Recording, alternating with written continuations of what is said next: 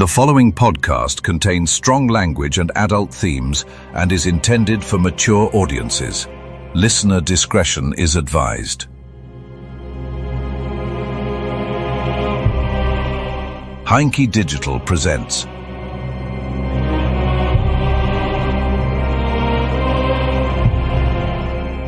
Holborn, The Mechanical Man.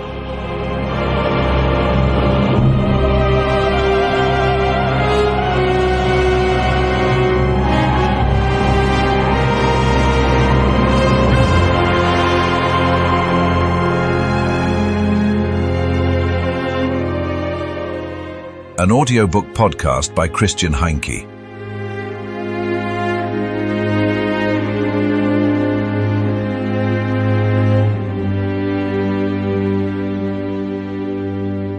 Chapter 2. King's Cross, 2015. Excerpt from the diary of Reverend Thornton. The mechanical man claimed that a woman named Viklund started the fire. Its purpose was to distract people while the two women freed him from the Piccadilly Underground tunnel. The arsonist didn't realize how quickly the small fire near the escalator would spread. About 15 minutes after she ignited the flames, the trench effect caused the fire to engulf the entire wooden escalator. Flames consumed the steep escalator, killing several people, including the first firefighter on the scene. A lack of training on the sprinkler system wasted valuable time in combating the fire. In less than 15 minutes, a harmless fire developed into a catastrophe that history would later record as the Great King's Cross Station Fire. After a few hundred yards, Britt, Siv, who was carrying the schoolboy, and the mechanical man, who was carrying the girl, reached the next tube station, Russell Square, via the Piccadilly Line tunnel. The station was bustling with activity. "Someone's coming out of the tunnel," shouted a man, as the small group emerged from the darkness, blinking into the light of the tube station. A few travelers and train employees rushed toward them, assisting the two women and the mechanical man in lifting the schoolboy and the girl onto the platform. Once they were all on the platform, the crowd bombarded them with questions.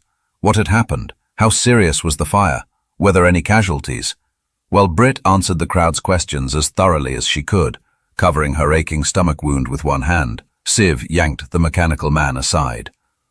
"We have to go," she hissed.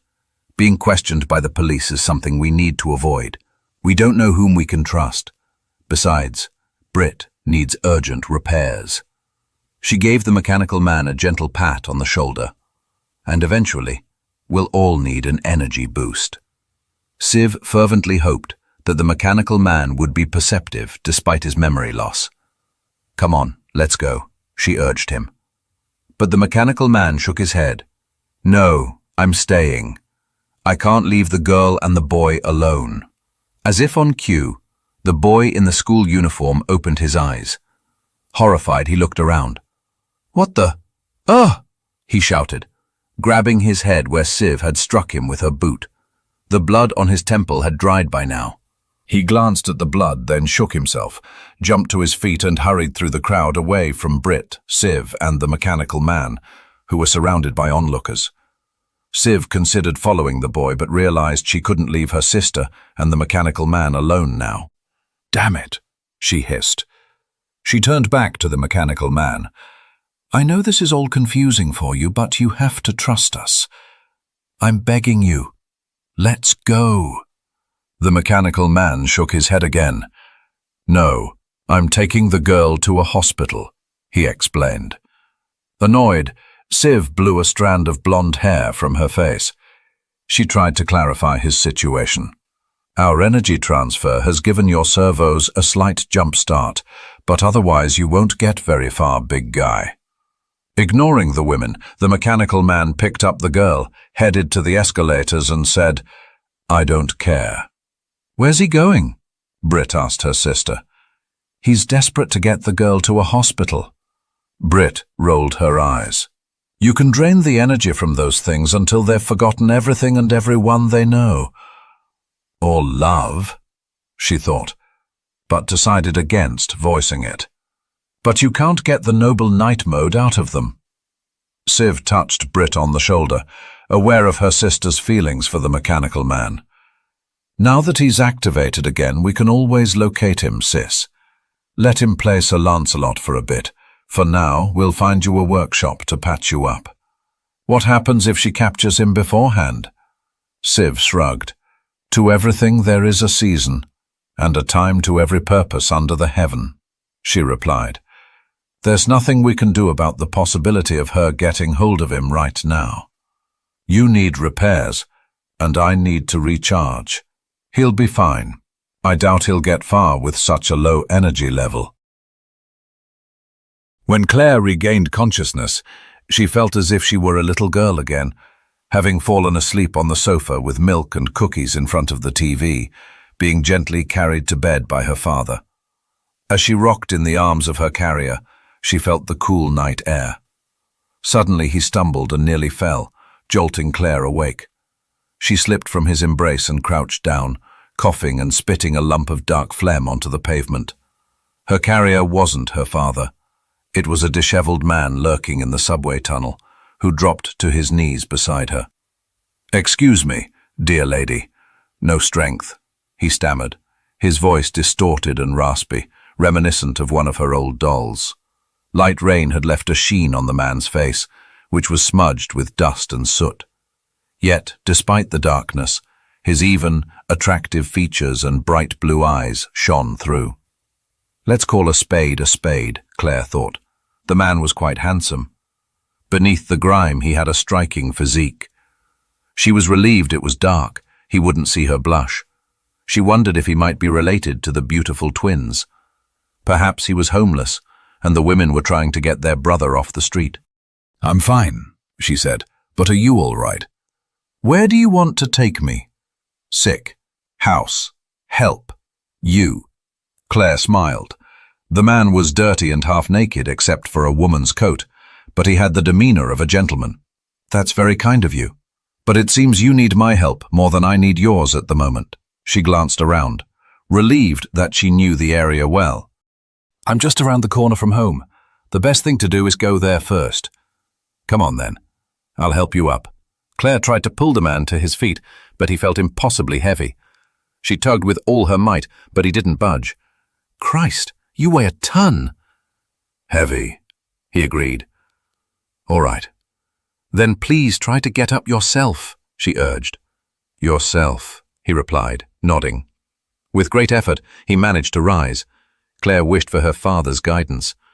She aimed to get the man home. Without him, she could quickly seek assistance, given the hospital's proximity. Come on, she encouraged him. Just a few more steps. It's straight ahead, and then around the corner. Together, they staggered through a narrow alley that led to the southern end of Queen Square Park. As they reached the corner, Claire feared the man might collapse. She mentally prepared what she would say to the hospital porter. Can't, he mumbled. Of course you can. It's just around the corner. The man looked at the building with the white walls, confusion in his eyes. Church, he said curtly. Claire nodded with a smile. You've got it. My father is the vicar of St. George's Parish. She opened the door of the church, which, fortunately, had not yet been locked by the sexton. Her father believed every church should remain open, but the sexton's more realistic views on human nature had prevailed, so the doors were locked at 9 in the evening. It couldn't be that late. They entered the semi-dark church, more stumbling than walking. The mechanical man's energy reserves, recently replenished by the woman's kiss, were nearly depleted, as indicated by a display in his field of vision. He barely registered that he was in a holy place, a church. Yes, that was what it was called. He might be mistaken, but he thought he had visited this place long ago. Hadn't there been a woman with him? A beautiful blonde woman, who resembled the one from his dream of the coast of Dover and the woman in the tunnel. And wasn't that an image of a saint he thought he recognized?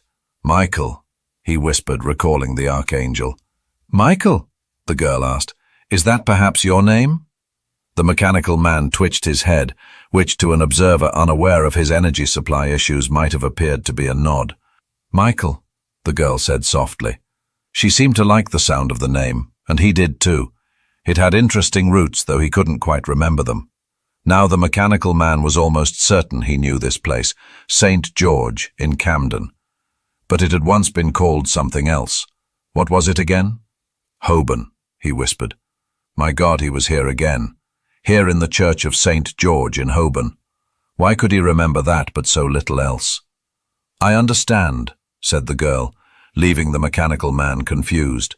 How could she understand? The last time he had been here, her grandparents hadn't even been born. My name is Claire. Claire Thornton, the girl introduced herself. I'm pleased to meet you, Michael Holborn. Claire? A voice suddenly called out. The girl abruptly released the mechanical man, causing his gyroscopic system to falter. His knees buckled and he sank to the stone floor. Unaware of his struggle, the girl dashed down the center aisle to the entrance of the church and fell into the arms of an older, stocky man with a round, friendly face. Father, she cried. Father. What did the word father mean again? The mechanical man couldn't remember. I'm so glad you're all right, little one. When I heard the sirens at King's Cross and saw the smoke, I was afraid you were caught up in it. I was afraid. He broke off and hugged her tightly. Then, noticing the mechanical man on the ground, he approached with concern. Who is that? That's Michael Holborn, Father. He saved me at King's Cross Station. I was in the middle of that mess. Thank you so much for looking after my daughter, Mr. Holborn. You're welcome, the mechanical man croaked. What about him? The man asked the girl. I don't quite know. Maybe he has smoke inhalation. The man nodded. Run next door at once and tell them to bring a stretcher.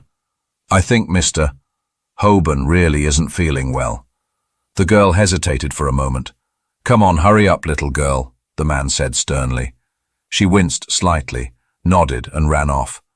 We don't want a lifesaver to die in the house of God of all places. Tired, said the mechanical man. Please try to stay awake. Help is on the way. Sorry, the mechanical man apologized as his system shut down again. Then he became just a lifeless thing once more. The mechanical man's dream world shifted with this renewed plunge into shutdown mode. He was no longer standing on the coast of Dover, watching the sunrise. Now the sunrise he faced was symbolic.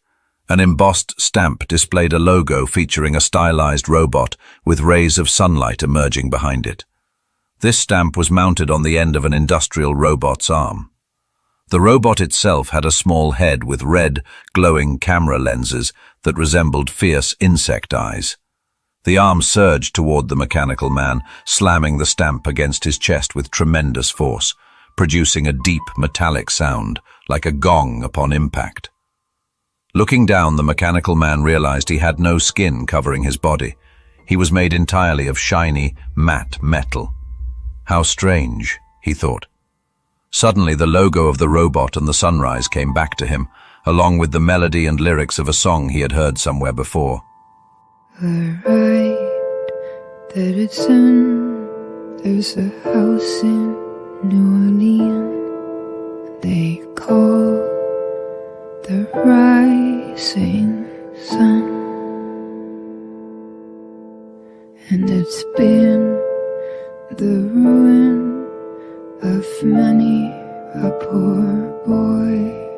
Dear God, I know I was one. The mechanical man glanced around. He was on a treadmill in a factory filled with other mechanical men. The cacophony of screeching, drilling, hammering and welding from the industrial robots was deafening. The logo that had just been pressed into his metal chest was emblazoned on the wall opposite him. Through the spraying sparks of another production line, likely assembling mechanical women, he could just make out some words written beneath the logo. Rising Sun Robotics, New Orleans. It truly had been the downfall for a lot of poor guys, the mechanical man thought. God knows I'm one of them. It felt like an eternity to Siv as the two sisters searched for a place to repair Brit. Finally, in Islington, they stumbled upon a closed radio and television store that also offered repairs, suggesting it had a workshop. Civ skillfully picked the back door lock with a hairpin and swiftly disabled the rudimentary alarm system. It emitted a brief, mewling sound before she silenced it with a precise punch. They both paused, listening to see if the alarm had disturbed anyone nearby. But it seemed no one had noticed. Inside, they found what appeared to be a workshop. The walls were lined with shelves filled with various electronic components and spare parts for televisions and radios. In the center stood a workbench, cluttered with 3 tube televisions in different stages of repair. Civ placed the devices on the floor and switched on a small work light, its yellowish glow unlikely to be seen from outside. Thanks to their artificial eyes, they didn't need much light to work. She gestured for her sister to lie down on the table. "The bed is ready, my lady," she teased. Brit grumbled but complied, sitting on the workbench before lying back. "Pull up your sweater." Civ examined the damaged area on Brit's abdomen and gathered her tools. With pliers and a screwdriver, she carefully cut open the artificial skin further and folded it back. She pried open the metal layer beneath to assess the internal damage. A few gel packs and some cable connections had been severed by the dagger. Nothing that can't be patched up," she said. "How reassuring," Brit moaned. "Well, I can't do it without scars with these tools." "Scars?" Brit asked skeptically, wanting to lift her head to see the damage. "Lie still," Civ instructed. She removed the destroyed gel packs, glanced at them briefly, and tossed the glowing, pillow-shaped bags into a rubbish bin. She then cleaned Brit's abdominal cavity with a cloth and disinfectant. While Brit couldn't develop gangrene, the artificial skin could become infected, leading to worse consequences than a few scars. Civ lifted her own sweater and pressed on specific points of her abdominal wall. A compartment at her hip opened with a hiss, revealing her gel packs. She took out 2 glowing blue containers and replaced Brit's damaged gel packs. "I can't spare more than 2 right now," she said apologetically. "Better than nothing." "When we're done here, we'll need to find a way to recharge." With a grin, Brit replied, "You know a quick way to do that," raising her head to challenge Civ. "We've already killed enough people today," Civ said firmly, "and your ethics routines aren't helping." Brit cursed and lowered her head again. Civ said nothing more. She closed her battery compartment, adjusted her sweater, and resumed her work on Brit. She switched on the soldering iron at the workbench. Once it was hot enough, she began soldering the severed cables back together. "It's been a long time since I've worked on you with a soldering iron," she remarked. "Yes," Brit replied. "How long do you think it's been?" Civ thought for a moment. "I believe it was in Berlin in 1927. "Berlin, right." Brit grinned. "The chanson singer." Her boyfriend wasn't thrilled. "Could I have guessed he was working for the Eternals?" Brit chuckled. "Besides, she was worth it." "If you say so," Civ replied. They worked in silence for a while. Brit gazed thoughtfully at the ceiling of the workshop. She whispered, "That was 60 years ago." "Do you think they'll ever accept our existence?" She sighed. "Are you talking about the humans?" Civ inquired. "Yes. Do you think we'll be able to live among them someday? Not in secret or hiding?" Civ looked at her sister, intrigued. "Well, they're evolving. Their technology is advancing. They have semiconductors and computers now. Eventually, their machines will be so powerful that they'll start to think too. Then we won't be seen as exotic relics from the past. We could be part of their society." "You said that in Alexandria. Your enlightened citizens later raided the museum and set fire to the library, a repository of all that era's knowledge." "The people were different then," Brit said. "We were different." She sighed, and Civ set aside the soldering iron to take her sister's hand. "You still love him, don't you?" "Does it even matter?" "He can't remember me." Tears welled in Brit's eyes. "How can you love someone who doesn't remember ever loving you?" "Well, sis, you asked me to set fire to an entire subway station today to free that one special mechanical man. That sounds a lot like love to me." Civ paused. "Our human relations will suffer if we keep this level of killing." "They're reproducing," There are more and more of them. Our factories have been reduced to dust for thousands of years. We've lost favor with the Eternals. Only a handful remain. Siv grinned. I know. I was there, as you may remember, but you didn't answer my question. Do you still love him or not? You keep your ethics, I'll keep my sentimentality, sister. I won't say more. All right, Siv sighed, returning to her repairs. But you're right, sis, Brit thought, struggling to conceal her feelings. I still love him. I love him so much. I would have set all of London and its inhabitants on fire to free him. Strange thoughts invaded the mechanical man's disoriented dreams. Once again he saw the beautiful blonde woman he recognized from his dream of the cliffs of Dover. Dressed in a simple grey outfit, she stood with him on Westminster Bridge. Behind her, the entire city was engulfed in flames. Westminster Palace blazed like a wall of fire, while burning people leapt from the banks into the Thames, which was coated in burning oil. The woman smiled mysteriously and stepped closer, wrapping her arms around his neck. I did all this just for you, she whispered tenderly. No, cried the mechanical man, startled. Cold, artificial sweat trickled down his forehead. The dream of the blonde woman on the bridge, set against the apocalyptic backdrop of burning London, had felt so realistic.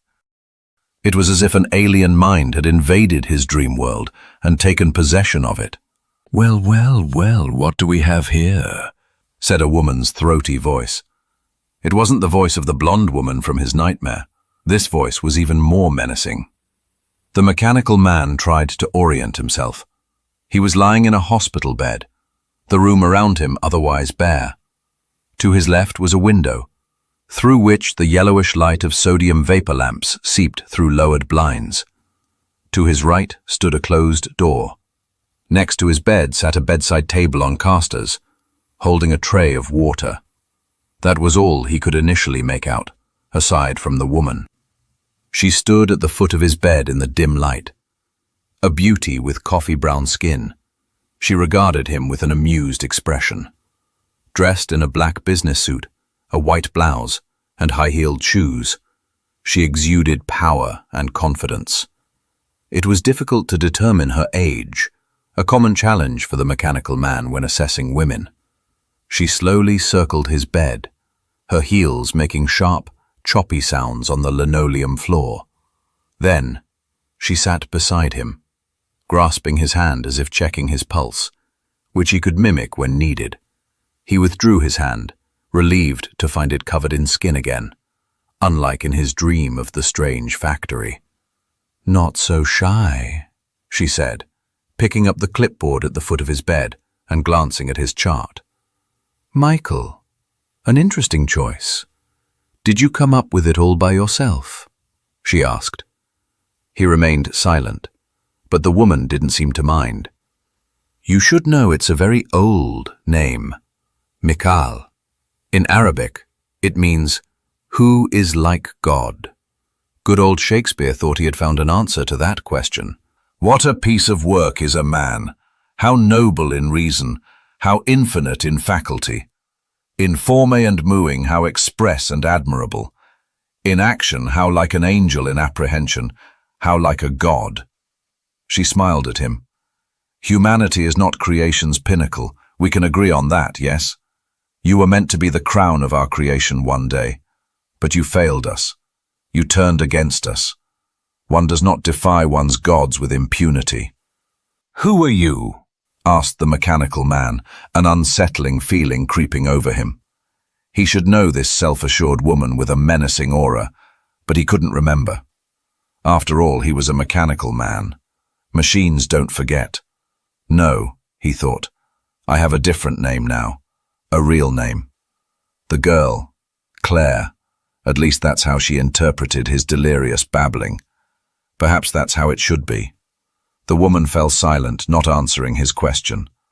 Holborn suspected it was because she didn't appreciate being countered with a question. He realized he shouldn't trifle with her. More than that, she was dangerous.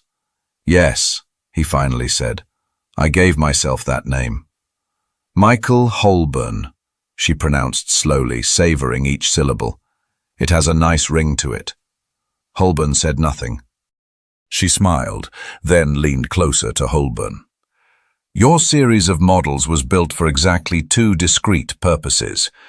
Would you like to know what those purposes are, Michael? Holborn could not answer. She seemed aware of his silence, but indifferent. Now her mouth was very close to his ear. I don't believe you, but you should. That's all you things were ever good for. She stood up and smiled kindly at the schoolboy. Richard, before we destroy this renegade thing, I'd like you to wait outside the door for a few minutes. Why is that? The boy blurted out defiantly. The woman shook her head. Richard. Loyalty, she stated. Sure, Ashira. I'll wait outside, the boy said meekly before leaving. She smiled gratefully at him. That's a good boy. Once he had closed the door behind him, the woman, houses was probably Ashira, returned to his bed. Ashira. I should know that name. Why couldn't he remember? She came back to his bedside and took off her clip-on earrings, placing them on the bedside table. It's been a long, long time since I've seen one of your models in action, she explained to Holborn. Let's not get this wrong. Of course you must be destroyed. Developing you was a serious mistake on our part. Incidentally, I have arranged for us not to be disturbed here in the isolation wing. That means I can have a bit of fun with you before your disposal. Richard was frustrated with the entire situation. His mother, engrossed in consulting a guru and reading books on esotericism, had coined a term to describe the complex emotional states of her unusual adolescent son. When Richard trudged silently up the stairs to his room after school in a foul mood, Lady Arnold would explain to her friends or servants, "Oh dear, I'm afraid Richard is unhappy with the whole situation at the moment, but that will improve. It usually does." Yet, it didn't usually improve. When he joined the Eternals, he believed he had found in Ashira a woman who understood him, someone who shared his needs and ambitions. Instead, he felt replaceable, like just another lackey among many. He had hoped that if he proved himself, she would finally acknowledge him. Instead, he was assigned one task after another. From inside the sick room, Richard thought he heard Ashira's throaty laughter. He put on the headphones of his Walkman, switched it on, and turned up the volume.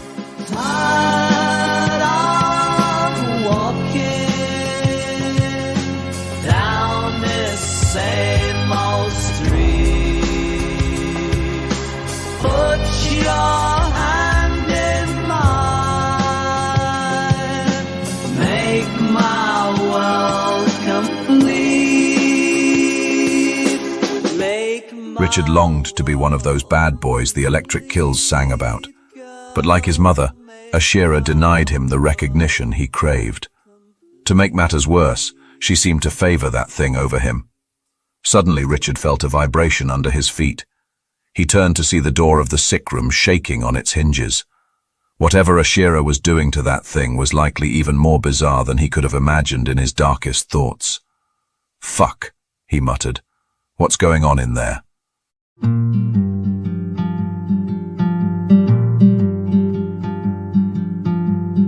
Down in the city's heart, trains all cross below, echoing footsteps, people come and go. Didn't know the fury knocking at the door. They couldn't see it coming, rushing blindly down the line. The air was changing, running out of time.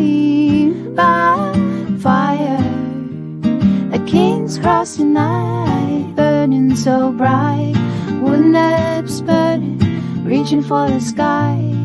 King's Cross fire, tell me why, oh why?